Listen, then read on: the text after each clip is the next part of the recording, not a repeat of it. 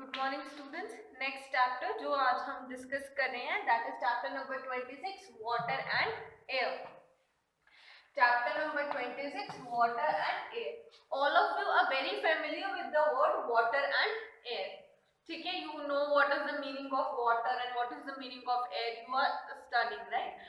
Like water is in a liquid form and we also use water for various purposes, right? For cleaning, for bathing, water is very necessary and even water is very important for various works. हमारे दिन भर के जितने काम होते हैं सब में ही वाटर जो होता है वो काफी नेसेसरी होता है। बहुत सारे काम है जो हम करते हैं वाटर से, ठीक है? Cleaning, bathing, grooming, cooking food, बहुत हमारा, मुझे नहीं लगता कि कोई ऐसा काम है जो बिना वाटर के हो सकता है। So water is very precious and it is very important. ठीक है, वाटर जो है अब जैसे सभी के घर में आरओ लगा हुआ होता है, ठीक है? वाटर प्यूरिफायर है ना, वाटर प्यूरिफाई करके हम लोग पीते हैं कि सारी इम्प्योरिटीज जो है वो निकल जाए, ठीक है? तो वाटर को प्यूरिफाई करने के लिए हम प्यूरिफायर यूज करते हैं।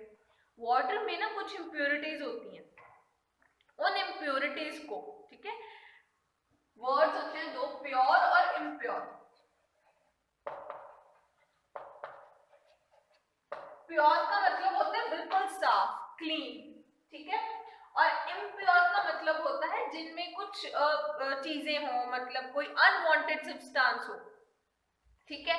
जो सब्सटेंस नहीं होना चाहिए वो हो, ठीक है? इम्प्योरिटीज। और प्योर होता है जो बिल्कुल क्लीन हो, साफ हो, और आगे आ जाता है हमारे पास इम्प्योरिटीज जिसमें कुछ अनवांटेड सब्सटेंसेस हो।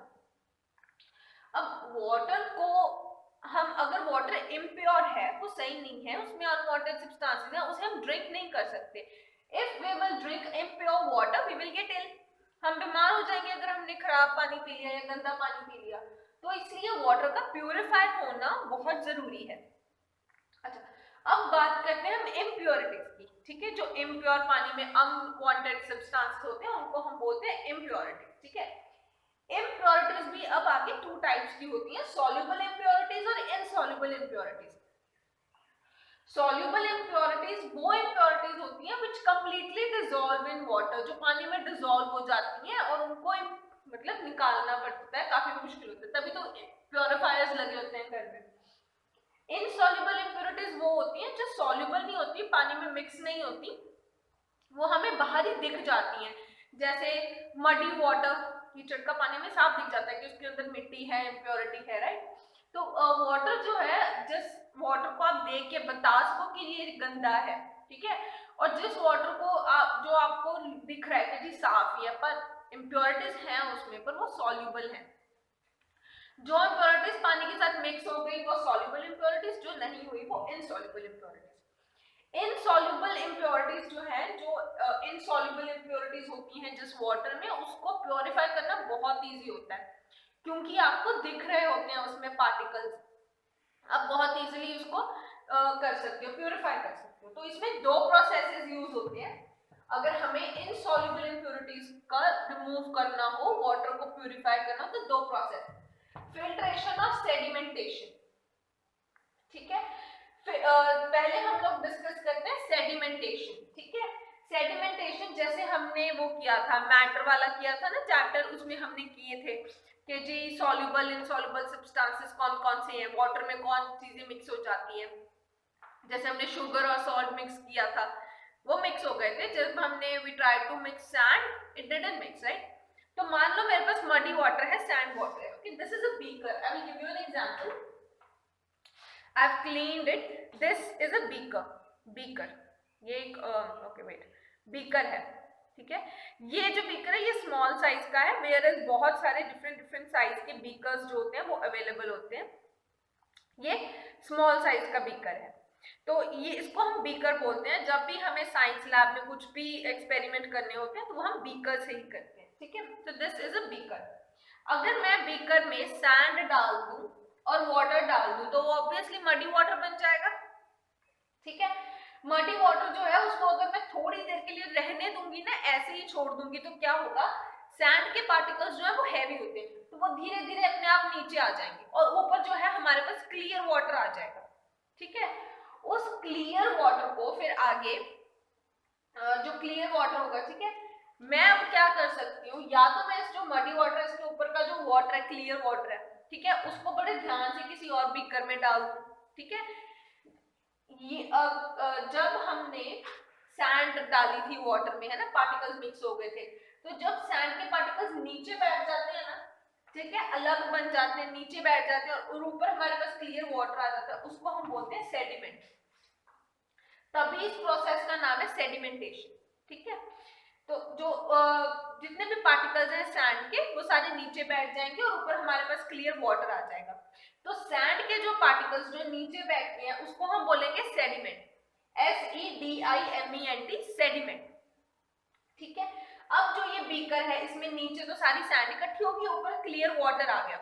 अब अगर मैं उस क्लियर वाटर को किसी और बीकर में डाल दूंगी उसको हम बोलेंगे डीकेंटेशन,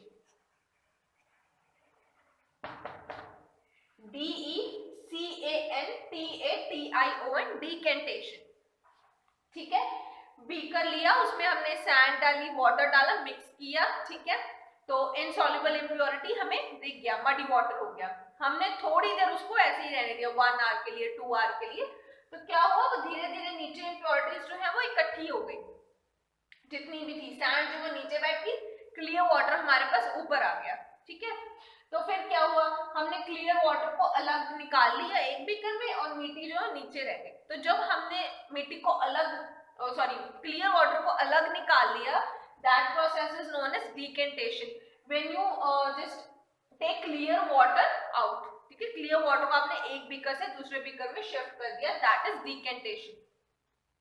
जो मडी वाटर था उसकी जो मिट्टी थी उसका नीचे बैठ जाना उसको हम बोलते हैं सेडिमेंट, और उस प्रोसेस को हम बोलते हैं सेडिमेंटेशन, SEDIMENTATION, सेडिमेंटेशन। मैं आपको ये एक्सपेरिमेंट बाद में करके दिखाऊंगी, ठीक है। अगला जो प्रोसेस जो हम करते हैं दैट इज फिल्ट्रेशन। अब जैसे मान लो ये वाला बीकर था, मिट्टी नीचे बैठ गई, ऊपर क्लियर वाटर आ गया, समटाइम्स वो वाटर इतना क्लियर नहीं होता, फिर भी मिट्टी के पार्टिकल्स जो है वो रह जाते हैं, तो हम क्या करते हैं, ये मैं आपको बताती हूँ। ये एक कॉनिकल फ्लास्क है, ठीक है, कॉनिकल फ्लास्क, CONICALFLS, कॉनिकल मतलब कोन की शेप में है नीचे से, इसलिए हम इसको कॉनिकल फ्लास्क बोलते हैं, ठीक है। कॉनिकल फ्लास्क है और ये मेरे पास एक फनल है, ठीक है, FUNNEL, फनल, ये मेरे पास एक फनल है, ठीक है। और मेरे पास एक चीज और है, दैट इज फिल्टर पेपर, ठीक है, ये दो है, ठीक है, this is a filter paper, ठीक है। फिल्टर पेपर है, इसमें से जो भी पार्टिकल्स है वो इजीली, मतलब जो फिल्ट्रेट है, क्लियर लिक्विड निकल आता है इसमें से, और इम्प्योरिटीज जो है वो ऊपर फिल्टर पेपर पे रह जाती है, ठीक है। सो दैट इज, अब ये प्रोसेस कैसे होता है, जैसे ये कॉनिकल फ्लास्क, कॉनिकल फ्लास्क में हम लोग क्या करेंगे, ये फनल हम कॉनिकल फ्लास्क में डाल देंगे, आई होप इट्स विजिबल, आपको दिख रहा हो, ठीक है। फिर मैं क्या करूंगी, मैं ये फिल्टर पेपर लूंगी और इसको ऐसे हाफ फोल्ड करूंगी, ठीक, ऐसे, और फिर मैं इसको एक और फोल्ड करूंगी ताकि ये भी एक कोन की शेप में आ जाए, जस्ट लाइक दिस, ठीक है। और अब मैं इसको ऐसे कर, ये ऐसे बन जाएगा, ये ऐसे, कैन यू सी दिस, ये ऐसे बन जाएगा, ठीक है। इसको फिर मैं इसमें डाल दूंगी फिल्टर पेपर फनल में, इसको ऐसे फिट कर दूंगी मैं, ये ऐसे फिट हो जाएगा, ठीक है। ये हमारा जो है वो पूरा अपरेटस तैयार हो गया, कॉनिकल फ्लास्क, फनल, फनल में हमने फिल्टर पेपर रख दिया। अब प्रोसेस क्या होता है कि जब हम, ये हमारे पास मडी वाटर था, ठीक है, सॉरी ये था मडी वाटर, इसके सेडिमेंट जो थे, मिट्टी नीचे बैठ गई, ऊपर क्लियर वाटर आ गया। समटाइम्स ऊपर क्लियर वाटर में भी ना इम्प्योरिटीज होती हैं, तो हम क्या करते हैं, जो ये वाला बीकर होगा ना, ये सारा, इसको हम धीरे धीरे से इसमें डालेंगे, उस बीकर का जो भी पानी होगा उसको हम यहाँ फिल्टर पेपर के बीच में डालेंगे। फिल्टर पेपर जो है, जो सैंड के पार्टिकल्स हैं, ठीक है, उनको फिल्टर पेपर रोक लेगा और क्लियर वाटर जो है वो हमारे पास नीचे आ जाएगा, इकट्ठा हो जाएगा, ठीक है। फिल्टर पेपर जो है, जो भी हमारे मडी वाटर की इम्प्योरिटीज है उसको वही रोक लेगा और क्लियर वाटर जो है वो नीचे आ जाएगा। जो इम्प्योरिटीज फिल्टर पेपर में रह गई उनको हम रेजिड्यू बोलते हैं, RESIDUE, रेजिड्यू, ठीक है, जो पीछे रह गई। जो बिल्कुल प्योर क्लियर वाटर हमारे पास नीचे आया उसको हम बोलते हैं फिल्ट्रेट, FILTRATE, फिल्ट्रेट। जो फिल्टर पेपर पे इम्प्योरिटीज बच गई, रेजिड्यू, और जो नीचे क्लियर वाटर आया वो फिल्ट्रेट। और इसका एक्सपेरिमेंट मैं आपको अब करके दिखाऊंगी इसके बाद, ठीक है। तो ये सब समझ में आ गया सेडिमेंटेशन का प्रोसेस, जब मडी वाटर में मड जो है, जो मिट्टी है वो नीचे बैठ जाए और क्लियर वाटर ऊपर आ जाए। इस क्लियर वाटर को अगर मैं किसी और बीकर में डाल दूंगी तो वो हो जाएगा डिकेंटेशन। अगर इस मडी वाटर को मैं फिल्टर पेपर के थ्रू पास करूंगी तो फिल्टर पेपर इंप्योरिटीज रख लेगा, उसको हम रेजिड्यू बोलते हैं, और जो नीचे क्लियर वाटर आएगा उसको हम फिल्ट्रेट बोलते हैं, ठीक है। Okay, so now as I told you that we will do this experiment, so I would show you this. This is a beaker and you can see that this is filled with water. इसमें I think I have taken approximately 100 ml water, ठीक है, approximately मैंने 100 ml water जो है वो मैंने ले लिया है। And now I will show you that this, I hope it is visible, आप लोगों को दिख रहा हो that this is sand, ये sand है। Now what I will do this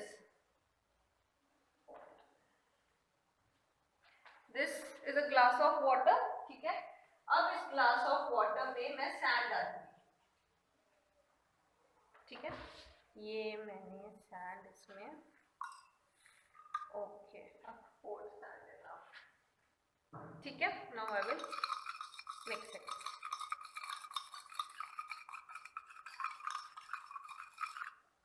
ठीक है। ये जो सैंड है ये मैंने इसमें डाल दिया, ठीक है। अब हम क्या करेंगे, अब हम इस वाटर को थोड़ी देर के लिए फॉर हाफ एन आवर इसको मैं ऐसे ही छोड़ दूंगी, ऐसे ही मैं इसको हाफ एन आवर के लिए अभी एग्जैक्ट रख दूंगी, और हाफ एन आवर के बाद हम देखेंगे कि इस वाटर में क्या चेंजेस जो है वो आते हैं, ठीक है। Now I keep it for half an our. तो हम लोग वो प्रोसेस कर रहे थे सेडिमेंटेशन और डिकेंटेशन का। मैंने बीकर में मडी वाटर डाला था और हमने कहा था कि हम हाफ एन आवर के लिए रखते हैं।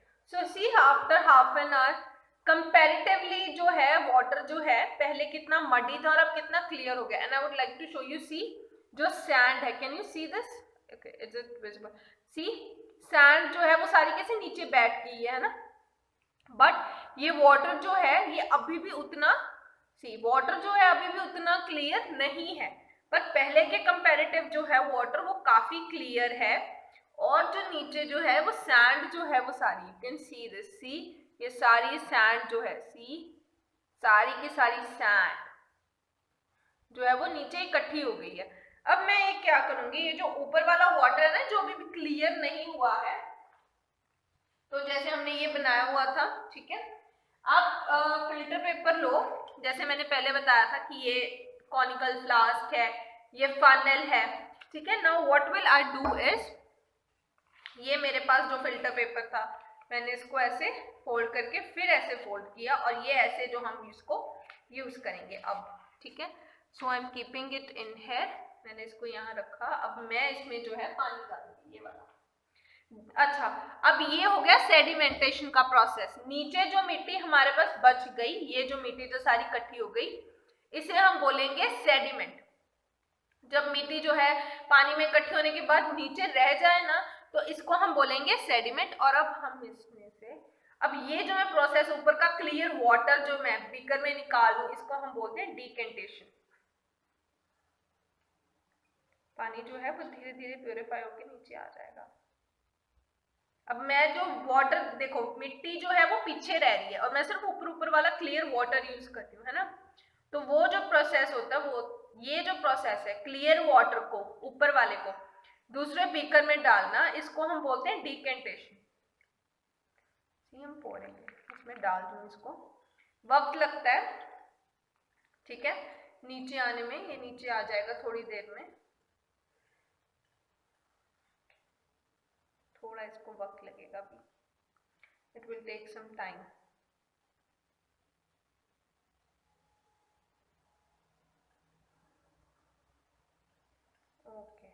अभी जो पीछे रह गया वाटर मैं इतना नहीं ले रही हूँ क्योंकि मुझे डर है कि मिट्टी ना आ जाए साथ में।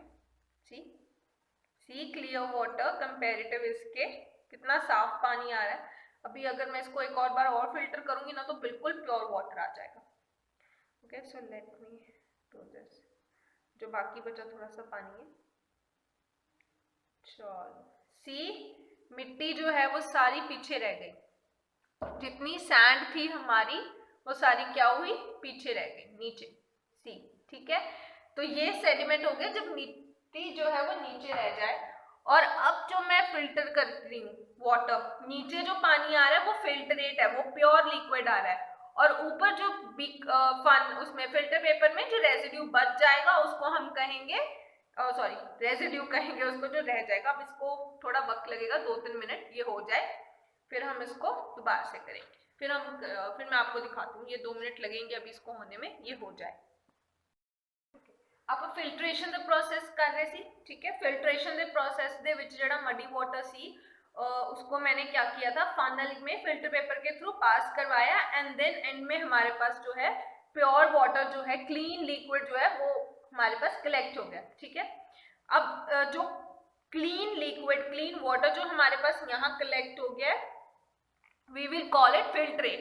हम उसको क्या बोलते हैं, फिल्ट्रेट बोलते हैं। अब इस फिल्ट्रेट को मैं क्या करूँ, इस क्लीन बीकर में वाटर को ट्रांसफर कर रही हूँ।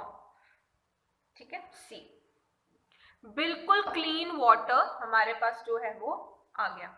फिल्टर पेपर जितना भी मडी वाटर था हमारे पास वो सारा क्या हो गया, प्योर वाटर, क्लियर वाटर। और ये हमारा वो filter paper, now will show you see. ठीक है, फिल्टर पेपर में जितना रेजिड्यू, सी ये वो रेजिड्यू है जो हमारे पास पीछे बच गया, ये वो सारा रेजिड्यू है जो उस मडी वाटर में था, और ये सारे रेजिड्यू में जितने भी जितनी भी इम्प्योरिटीज थी वो सारी बाहर आ गई, और हमारे पास क्लियर वाटर जो है वो आ गया। तो ये सारा प्रोसेस था हमारा फिल्ट्रेशन का। सेडिमेंटेशन के प्रोसेस में जितनी भी जो सैंड है, मड है, वो बीकर में नीचे रह जाएंगे और ऊपर क्लियर वाटर आ जाएगा। उस क्लियर वाटर को जब हम फिल्टर पेपर के थ्रू पास कराएंगे, that is decantation. Filter paper से फिल्ट्रेट जो नीचे रह जाएगा, क्लियर लिक्विड वो फिल्ट्रेट, और फिल्टर पेपर में जो इम्प्योरिटीज रहेगी वो है residue. The last which we discussed was removal of insoluble impurities. हमने पहले किया कि इनसॉल्युबल इम्प्योरिटीज को हम लोग कैसे रिमूव कर सकते हैं। ठीक है, उसमें हमने मडी वाटर लिया, सेडिमेंटेशन, डिकेंटेशन और फिल्ट्रेशन के प्रोसेसेस किए। अब है कि सॉल्युबल इम्प्योरिटीज, जो चीजें वाटर में बहुत इजीली सॉल्युबल है। फॉर एग्जांपल सॉल्ट, हमने किया था सॉल्ट प्लस वाटर ऐड किया, और सॉल्ट जो था वो कंप्लीटली मिक्स हो गया। Then we did sugar plus water, sugar जो है वो भी कंप्लीटली वाटर के साथ मिक्स होके क्लियर सॉल्यूशन फॉर्म करते हैं। तो ऐसे सब्सटेंसेस जो वाटर के साथ मिक्स हो जाने के बाद क्लियर सॉल्यूशन फॉर्म करें, ठीक है, तो ऐसे सब्सटेंसेस की जो इम्प्योरिटीज हैं आप कैसे रिमूव कर सकते हैं। पहला प्रोसेस है इवेपोरेशन का, EVAPORATION, इवेपोरेशन।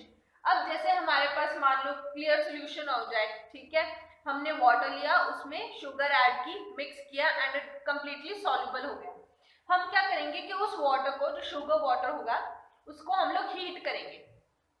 ठीक है, तो जब हम वाटर को हीट करेंगे, ठीक है, जो भी वो शुगर वाटर है या सॉल्ट वाटर है, मान लो शुगर वाटर है, उस शुगर वाटर को जब हम हीट करेंगे फ्लेम के ऊपर या गैस के ऊपर, तो जो वाटर वेपर्स है, जो जितना भी वाटर होगा उस वाटर के वाटर वेपर्स बन जाएंगे। पानी जो है, जैसे हम हिंदी में बोलते हैं कि भाप बन जाएगा, वाटर के वाटर वेपर्स बन जाएंगे, और शुगर जो है वो हमारे पास पीछे बच जाएगी। तो ये सॉल्युबल है जो मिक्स हो जाए।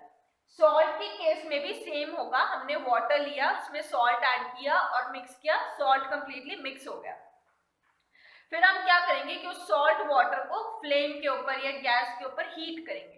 हीट करने के बाद क्या होगा कि जो वाटर है वो वाटर वेपर्स में कन्वर्ट होके हमारे एटमॉस्फेयर में मिक्स हो जाएगा, और जो सॉल्ट या शुगर जो भी है वो हमारे पास पीछे बीकर में बच जाएगा। दैट इज सॉल्युबल इम्प्योरिटीज का। दूसरा जो प्रोसेस है ये है डिस्टिलेशन का प्रोसेस।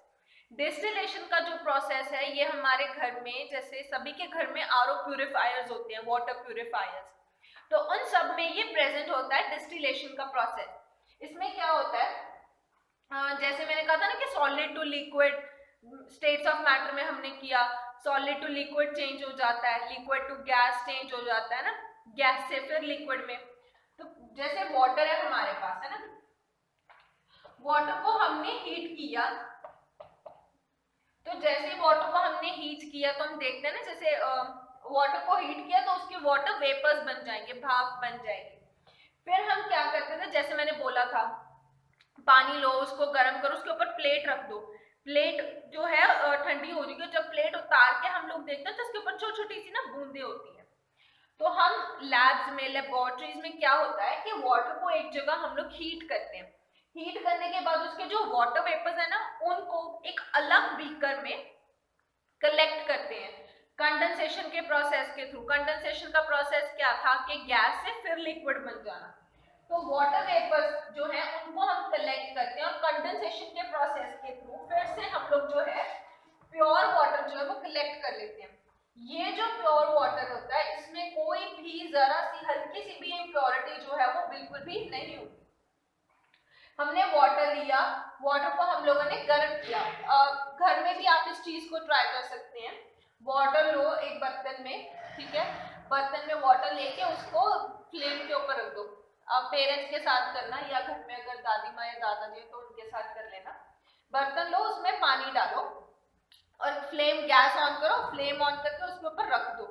पानी उबलने लग जाएगा धीरे धीरे ना, भाप स्टीम की फॉर्म में, वो वाटर वेपर्स की फॉर्म में हमारे एटमॉस्फेयर में ऐड हो जाएगा। फिर क्या करना कि उस जो भी बर्तन होगा उसके ऊपर प्लेट रख देना। जैसे ही आप उसको प्लेट से ढक दोगे तो आप 5-10 मिनट के बाद आके जब प्लेट उतारोगे तो उस प्लेट के ऊपर छोटी छोटी सी बूंदें होंगी, ठीक है। वो जो बूंदे, उन बूंदों को क्या करते हैं हम लोग लैब में, वो वाटर वेपर्स को कलेक्ट करते हैं और उससे हम लोग जो है कलेक्ट करने के बाद जो हमें मिलता है वो होता है प्योर वाटर। ये प्रोसेस होता है डिस्टिलेशन का। एक चीज होती है क्लोरीनेशन। क्लोरीनेशन में क्या होता है कि क्लोरीन की ना टैबलेट्स आती हैं मार्केट में, बहुत इजीली अवेलेबल हो जाती हैं क्लोरीन की tablets.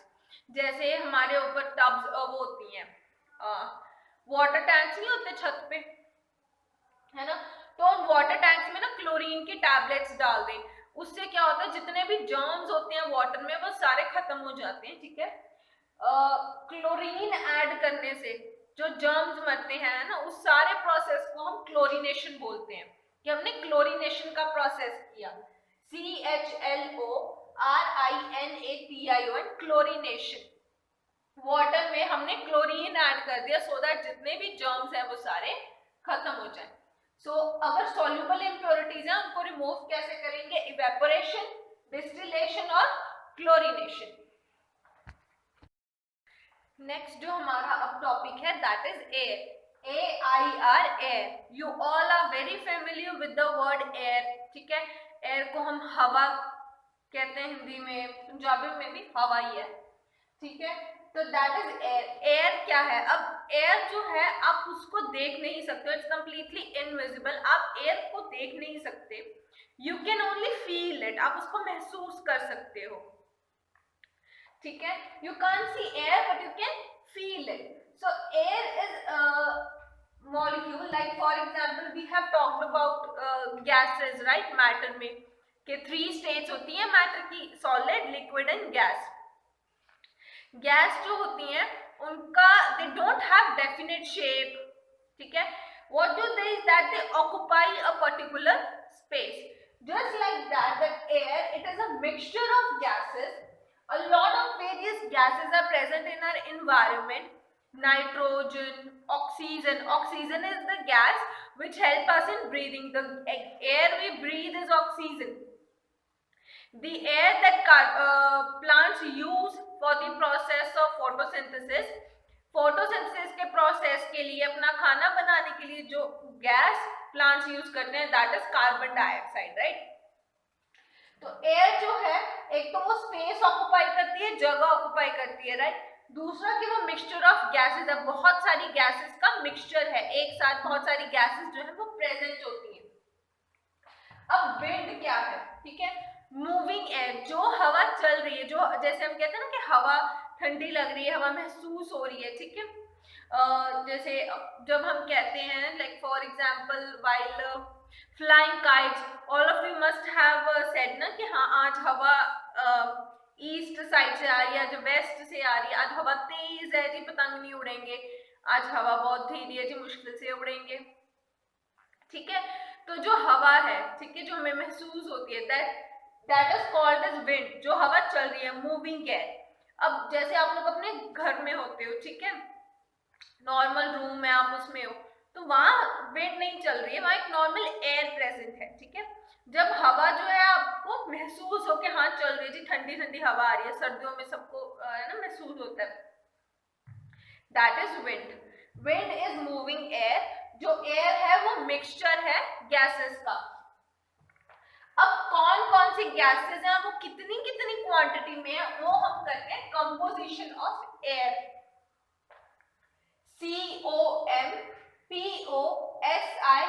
COMPOSITION, composition of air. Composition को वर्ड लिया कंपोनेंट से, कि कौन कौन से कंपोनेंट्स है, उनकी क्या क्या वैल्यू, कितनी वैल्यू में कोई गैस प्रेजेंट है।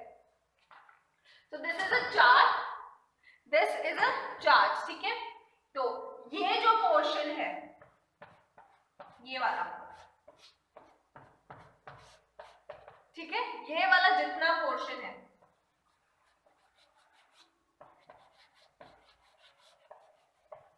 ये जो 78% लिखा है ना, ये 78% वाला जितना है, ये सारा है नाइट्रोजन, NITROGEN, नाइट्रोजन। नाइट्रोजन जो है वो हमारे इन्वायरमेंट में सॉइल फर्टिलिटी और बहुत सारे ऐसे वेरियस प्रोसेसेस हैं जिनके लिए यूज होती है। सो हमारे इन्वायरमेंट में जैसे 100% होता है ना, 100% में से 78% तो नाइट्रोजन प्रेजेंट है हमारे इन्वायरमेंट में, और ये सबसे ज्यादा प्रेजेंट है। सेकेंड आ जाता है ये वाला जो पोर्शन है, ये 21% वाला जो पोर्शन है, 21% हमारे पास प्रेजेंट है जी oxygen, OXYGEN, oxygen, OXYGEN, oxygen. Oxygen is the gas which we use to breathe. जो एयर हम ब्रीथ करते हैं ना, दैट इज ऑक्सीजन। और जो हम इनहेल करते हैं, जो हम ब्रीथ करते हैं, जो एक्सहेल करते हैं हम, जो हम गैस छोड़ते हैं, दैट इज कार्बन डाइऑक्साइड, ठीक है। तो 21% हमारे इन्वायरमेंट में नाइट्रोजन के बाद जो गैस प्रेजेंट है, दैट इज ऑक्सीजन। अब ये वाला जो पोर्शन रह गया, ये पोर्शन, ये रह गया ना, ये पोर्शन 1%। अब 1% में कौन कौन सी गैसेस आ जाती हैं, अदर गैसेस में लेते हैं हम उसको, जो गैसेस रह जाती हैं पीछे, कार्बन डाइऑक्साइड होगी, आर्गन हो गई, वाटर वेपर्स हो गए, ठीक है। तो जो गैसेस जो बिल्कुल बिल्कुल थोड़ी थोड़ी माइन्यूट क्वांटिटीज में प्रेजेंट है, ठीक है। मेजरली जो गैसेस प्रेजेंट है, नाइट्रोजन है 78%, फिर हमारे पास ऑक्सीजन आ जाती है 21%, और जो बाकी की जो गैसेस रहेगी वो सब मिला के है 1%। तो ये है कंपोजिशन ऑफ एयर। नेक्स्ट जो हम अब डिस्कस करेंगे वो है layers of atmosphere. Layers of atmosphere, atmosphere, ATMOSPHERE, atmosphere, ATMOSPHERE, atmosphere. तो अभी एटमॉस्फेयर क्या है, जैसे इन विंटर्स है ना, सर्दियों में जैसे ठंड लगती है आपको, तो ब्लैंकेट लेते हो ऊपर टू प्रोटेक्ट योरसेल्फ, कि आपको ठंड ना लग जाए। जस्ट लाइक दैट हमारी जो अर्थ है उसको प्रोटेक्ट करने के लिए यूवी रेज से या स्पेस की अदर चीजों से, है ना, प्रोटेक्ट करने के लिए सन की हार्श रेज से, जो हमारे बॉडी ऑर्गन्स को डैमेज कर सकती हैं, उनसे प्रोटेक्ट करने के लिए एक ब्लैंकेट प्रेजेंट है, एक लेयर जिसको हम बोलते हैं एटमॉस्फेयर। अब स्फीयर का क्या मतलब है? Sphere means circle. जो हमारी अर्थ है वो स्फीयर की फॉर्म में है, राइट, एक सर्कल की फॉर्म में है। तो ये ब्लैंकेट भी हमारी अर्थ के आसपास बिल्कुल स्फीयर की फॉर्म में है, इसीलिए हम बोलते हैं sphere. Atmosphere, atmo means the environment, ठीक है, वो लेयर जो एनवायरनमेंट हमारे आसपास है। तो जो ब्लैंकेट अर्थ को प्रोटेक्ट करता है दैट इज एटमॉस्फेयर, ठीक है। अब जो हमारे एटमॉस्फेयर है उसमें 5 डिफरेंट तरह की लेयर्स हैं। There are 5 type of layers in atmosphere. तो वो जो 5 लेयर्स हैं वो हम अब डिस्कस करेंगे। ये जो आप पोर्शन देख रहे हो, ये ब्रॉड सा जो ये वाला पोर्शन है, इसको आप ग्राउंड लेके चल रहे हो कि ये ग्राउंड है, या जैसे अर्थ का फ्लोर है, ठीक है, जो लेवल है, ठीक है। तो हम इसको मान के चल रहे हैं कि ये क्या है, ये है ग्राउंड।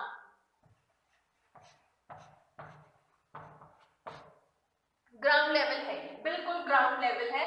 जैसे गार्डन में हम लोग खड़े होते हैं, जस्ट लाइक दैट, ये ग्राउंड लेवल है।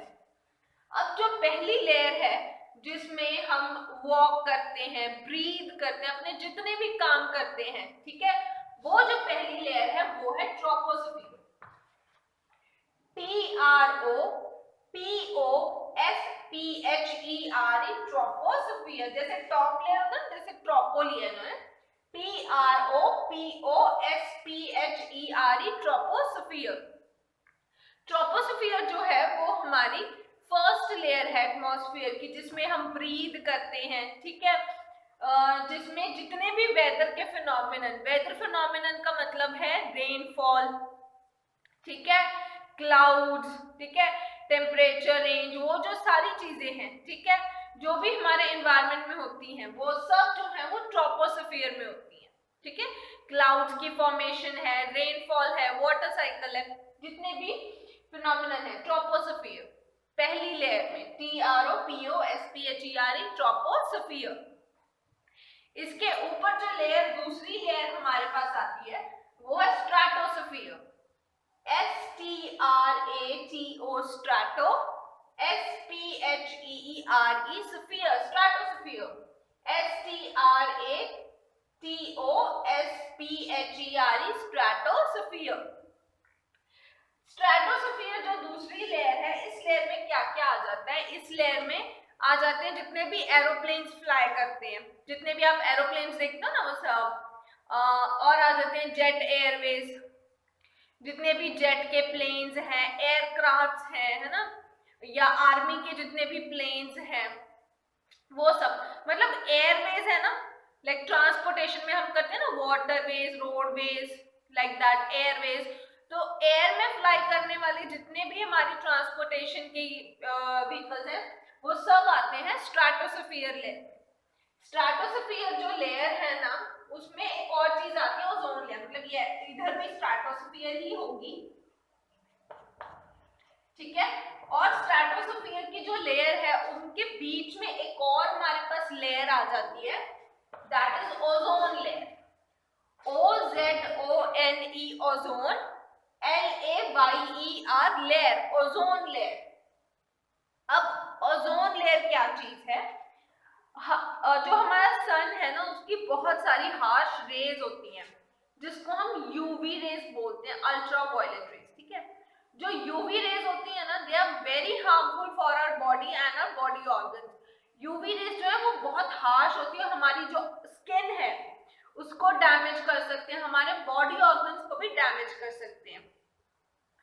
हमारे आसपास की जितनी भी चीजें हैं, मतलब जिन पे भी वो सनरेज जो है वो पड़ेंगे, वो सारी चीजें डैमेज हो जाएंगी। इसीलिए अर्थ को प्रोटेक्ट करने के लिए जो है हमारे पास ओजोन लेयर है, जो हमें ऐसे यूवी रेज से बचाती है। अब अगर आप धूप में निकलो तो आपके स्किन डैमेज नहीं होती, बॉडी ऑर्गन्स डैमेज नहीं होते। अगर if ozone layer would not be there, if ozone layer is absent, then if you stand for even 1 minute in the sunlight, आप 1 मिनट के लिए भी धूप में खड़े हो जाओगे, your skin will completely be damaged, आपकी स्किन जो है वो डैमेज हो जाएगी, ठीक है। तो जो ओजोन लेयर है वो हमें प्रोटेक्ट करके रखती है और वो स्ट्रेटोस्फियर में प्रेजेंट है। Third layer which we have is mesosphere, MESO, mesosphere, sorry I forgot to put s in here, mesosphere, ठीक है, mesosphere, MESOSPHERE, mesosphere। तो mesosphere जो लेयर है वो थर्ड लेयर है और ये सबसे कोल्डेस्ट लेयर है, इसका टेम्परेचर लाइक -डिग्रीज में होता है, सबसे ठंडी लेयर है ये, ठीक है। अब इस लेयर में क्या होता है आप सबको पता होगा दैट मीटियोर्स जो होते हैं स्पेस में ना बहुत बड़े बहुत सारे बड़े बड़े लाइक बहुत ही ज्यादा ह्यूज जायंट स्टोन्स होते हैं, लाइक स्टोन लाइक स्ट्रक्चर होती है उनकी, दैट आर कॉल्ड मीटियोर्स। जो मीटियोर्स होते हैं ना METEORS, they are present in space और बहुत ह्यूज बड़े बड़े स्टोन्स होते हैं जो स्पेस में प्रेजेंट होते हैं और ये बस एम ही एक प्लेस से दूसरी प्लेस मतलब दे आर जस्ट एम ही ट्रैवलिंग। तो जब मीटियोर्स जो है ना वो हमारे अर्थ के एटमॉस्फेयर के नजदीक आते हैं, हमारी अर्थ के नजदीक आते हैं, तो हमारी अर्थ में जो ग्रेविटेशनल पुल है, मैंने बताया था कि ग्रेविटी अर्थ में है ना, अगर मैं कोई चीज ऊपर को फेंकूंगी तो वो फिर नीचे आ जाएगी, है ना, तो वो अर्थ में ग्रेविटेशनल पुल है जो हर एक चीज को अपनी तरफ खींच के रखता है। तो जैसे ही मीटियोर्स हमारी अर्थ के थोड़ा सा नजदीक से जाते हैं ना, तो अर्थ का जो ग्रेविटेशनल पुल है उनको अपनी तरफ खींचता है।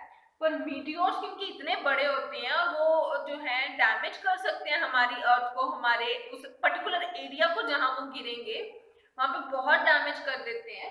इस वजह से जो मेसोस्फीयर की लेयर है ना, मेसोस्फीयर की, जैसे ही मीटियोर जो है मेसोस्फीयर की लेयर में आता है वो बर्न हो जाता है, जल जाता है, वो वहीं पे खत्म हो जाता है, समझे ना, राख बन जाता है, हिंदी में कह देते हैं, just like that.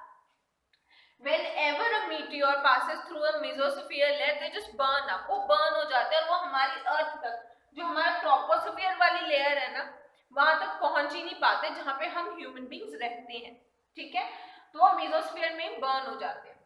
Fourth layer है हमारे पास आइनोस्फीयर, IONOSPHERE, आइनोस्फीयर। आइनोस्फीयर में जैसे कि मैंने पहले बताया था कि जितने भी पोलर रीजन्स होते हैं, ठंडे रीजन्स होते हैं ना, पोल्स के पास, नॉर्थ पोल, साउथ पोल, वहां पे क्या होता है कि ठंड होती है बहुत ज्यादा, वहां पे आसमान में मैंने कहा था ना बहुत सारी रंग बिरंगी लाइट्स जो है वो दिखती हैं, नॉर्दर्न लाइट्स हम बोल रहे थे या सदर्न लाइट्स, तो वहां पे ऑरोरा दिखते हैं, ऑरोरा बोरेलिस, मैंने पहले भी डिस्कस किया है ना, जो रंग बिरंगी लाइट्स हमें दिखती हैं ऊपर स्काई में, तो वो होती है ऑरेरा बोरेलिस। तो जितने ऑरेरा है, चाहे बोरेलिस है चाहे ऑस्ट्रेलिस है, या स्पेस शटल्स हो गई या सैटेलाइट्स हो गई, जितनी भी जो हमारी अर्थ के अराउंड रिवॉल्व करती हैं, स्पेस शटल्स और सैटेलाइट्स जो हमारी अर्थ के अराउंड रिवॉल्व करती हैं, जो देखती हैं अर्थ का एटमॉस्फेयर, है ना, वेदर, वो सब चीजें जज करती हैं, मैनेज करती हैं, है ना, वो सब, और ऑरोरा जो नॉर्दर्न लाइट्स हैं वो सब जो है हमें आइनोस्फीयर लेयर में दिखते हैं, ठीक है, IONOSPHERE, आइनोस्फीयर, वो सब आइनोस्फीयर में हमें दिखते हैं। नेक्स्ट आ जाते हैं हमारे एक्सोस्फीयर, लास्ट लेयर जो हमारी फिफ्थ लेयर है, जो अपर मोस्ट, बिल्कुल, EXOSPHERE, एक्सोस्फीयर। एक्सोस्फीयर जो लेयर है वो हमारे एटमॉस्फेयर की सबसे अपर मोस्ट लेयर है, और वो जो लेयर है ना वो मतलब आखिरी लेयर है, वो धीरे धीरे बस स्पेस में मर्ज हो जाती है, धीरे धीरे वो स्पेस में मर्ज हो जाती है, मिक्स हो जाती है स्पेस के साथ। पहली लेयर है ट्रोपोस्फीयर, दूसरी है स्ट्रेटोस्फीयर, तीसरी है मेसोस्फीयर, चौथी है आइनोस्फीयर और पांचवी है हमारी एक्सोस्फीयर। ये वो 5 लेयर्स हैं अर्थ के एटमॉस्फेयर